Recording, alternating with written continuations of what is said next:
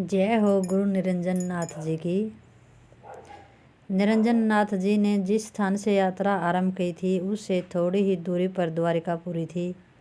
अतः निरंजन नाथ जी ने पहले द्वारिकापुरी जाकर भगवान श्री कृष्ण के दर्शन करने का निश्चय किया। निरंजन नाथ जी बड़े राजसी ठाठ बाट से रहा करते थे। उनके साथ बहुत से शिष्य थे। हाथी, घोड़ा, पालकी, रथ आदि सभी वाहन उनकी यात्रा में साथ चला करते थे। द्वारका के लिए प्रस्थान करने से पूर्व निरंजन नाथ जी ने अवंती राज के पास यह संदेश भेजा कि वे उनकी सवारी के लिए अपना एक हाथी भेज दें।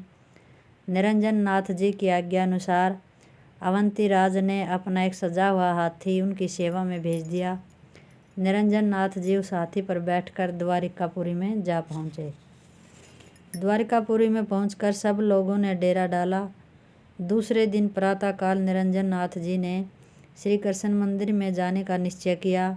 वे अपने हाथ में फूलों की एक माला लेकर हाथी के ऊपर बैठ गए। हाथी कृष्ण मंदिर की ओर चल दिया।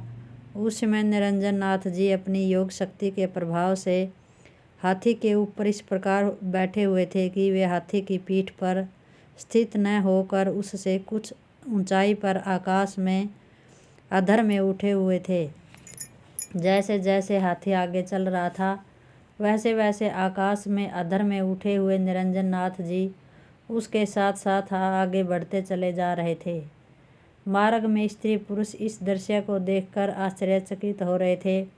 वे सभी योगी निरंजन नाथ जी की प्रशंसा और जय जयकार कर रहे थे। हजारों स्त्री पुरुष उनके हाथी के पीछे पीछे चलने लगे और श्री कृष्ण मंदिर के दरवाजे पर जा पहुँचे। मंदिर के द्वार पर पहुंचकर निरंजन नाथ जी हाथी से उतरकर मंदिर के आंगन में पहुँचे। पुष्पमाला उनके हाथ में थी।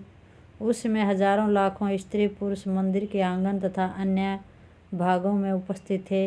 वे सब टकटकी लगाकर यह देख रहे थे कि अब आगे क्या घटना घटने वाली है। जैसे ही निरंजन नाथ जी माला लिए हुए मूर्ति के सामने जाकर खड़े हुए वैसे ही सब लोगों ने देखा कि श्री कृष्ण जी की मूर्ति में से एक चतुर्भुज मूर्ति प्रत्यक्ष प्रकट होकर बाहर निकली। वह शंख, चक्र, गदा, पद्म, पीताम्बर तथा वैजयंती माला को धारण किए हुए थी। भगवान श्री कृष्ण की यह साकार मूर्ति निरंजन नाथ जी के सामने जाकर खड़ी हो गई। निरंजन नाथ जी ने उस मूर्ति के गले में पुष्पमाला पहनाई तथा हाथ जोड़कर स्तुति की। मूर्ति ने निरंजन नाथ जी के मस्तक पर हाथ रखकर आशीर्वाद दिया और अदृश्य हो गई। तब निरंजन नाथ जी मंदिर के बाहर निकलकर अपने निवास स्थान पर चले गए।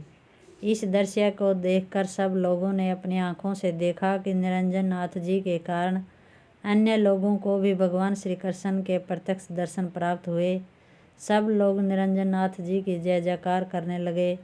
जो लोग उसमें मंदिर में उपस्थित नहीं थे उन्होंने जब इस घटना का विवरण सुना तो अपने मंदभाग्य की निंदा करने लगे। भगवान श्री कृष्ण ने योगी निरंजन नाथ जी को मंदिर में प्रत्यक्ष दर्शन दिए। यह समाचार चारों ओर फैल गया। अवंती राज ने भी उसे सुना तो वह अपने मंत्री, सेनापति और अधिकारियों को साथ लेकर द्वारिकापुरी में जा पहुंचा। वहां जाकर उसने निरंजन नाथ जी के चरणों में अपना मस्तक रखकर यह प्रार्थना की कि उसे भी भगवान श्री कृष्ण के दर्शन कराने की कृपा करें। राजा की प्रार्थना सुनकर निरंजन नाथ जी ने उत्तर दिया, हे राजा, मैं योगी हूँ और भगवान श्री कृष्ण योगी राज है, इसीलिए वे कृपया करके मुझसे प्रत्यक्ष भेंट करने के लिए पधारे थे। मैं उन्हें बार बार प्रकट होने का कष्ट नहीं दे सकता, परंतु यदि तुम चाहो तो मैं तुम्हें श्री कृष्ण कालीन सोने की द्वारिकापुरी के दर्शन करा सकता हूँ। राजा ने इस बात को स्वीकार कर लिया। तब निरंजन नाथ जी ने मंत्र द्वारा अभिमंत्रित भस्म राजा और उसके मंत्री तथा सेनापति आदि को देकर उसे अपने मस्तक तथा नेत्रों पर लगाने के लिए कहा। भस्म लगाते ही उन लोगों को द्वापरकालीन सोने की द्वारिकापुरी प्रत्यक्ष दिखाई देने लगी। सब लोगों ने देखा कि संपूर्ण नगरी में सोने के महल तथा घर बने हुए हैं। यादव लोग इधर उधर घूम रहे हैं। सभी स्त्री पुरुष अपने कामों में लगे हुए हैं। वे भगवान श्री कृष्ण के गुणानुवादों का वर्णन कर रहे हैं। सुंदर पशु पक्षी इधर से उधर भ्रमण कर रहे हैं। नदी, तालाब, झरनों आदि की शोभा का तो वर्णन ही नहीं किया जा सकता। उद्धव, अक्रूर आदि श्री कृष्ण के सभी साथी तथा मंत्रीगण उन्हें प्रत्यक्ष दिखाई दिए। भगवान श्री कृष्ण के निवास स्थान आदि का दर्शन भी उन्हें प्राप्त हुआ। एकमात्र भगवान श्री कृष्ण तथा रुक्मिणी जी को छोड़कर उस समय के सभी व्यक्तियों तथा दर्शियों को अवंतीराज तथा उनके साथियों ने प्रत्यक्ष अवलोकन किया। उस दिव्य दर्शन को देखकर सब लोग मुग्ध हो गए।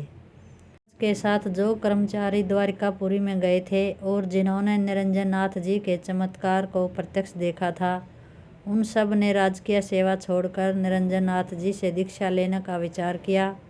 अतः एक दिन उन सब ने अवंतीराज की सेना में पहुंचकर यह निवेदन किया कि हे महाराज, अब आप हम सब लोगों को अपनी सेवा से मुक्त करके निरंजन नाथ जी का शिष्यत्व ग्रहण करने की आज्ञा प्रदान करें। राजा ने भली भांति जब यह अनुभव कर लिया कि उसके सब कर्मचारी सच्चे मन से निरंजन नाथ जी के शिष्य बनना चाहते हैं, तो उसने उन्हें प्रसन्नतापूर्वक ऐसा करने की आज्ञा दे दी। अवंतीराज से अनुमति प्राप्त करके वे सब कर्मचारी निरंजन नाथ जी के पास जा पहुँचे और उनसे दीक्षा लेने की प्रार्थना की। निरंजन नाथ जी ने उन सब की परीक्षा लेकर केवल 7 व्यक्तियों को योग दीक्षा देने का निश्चय किया। शेष सब लोगों को उन्होंने यह आज्ञा दी कि वे धर्माचरण करते हुए अवंतीराज की सेवा में रहें। निरंजन नाथ जी का आदेश पाकर अन्य सब लोग अवंतीराज की सेवा में लौट गए। जय हो गुरु निरंजन नाथ जी।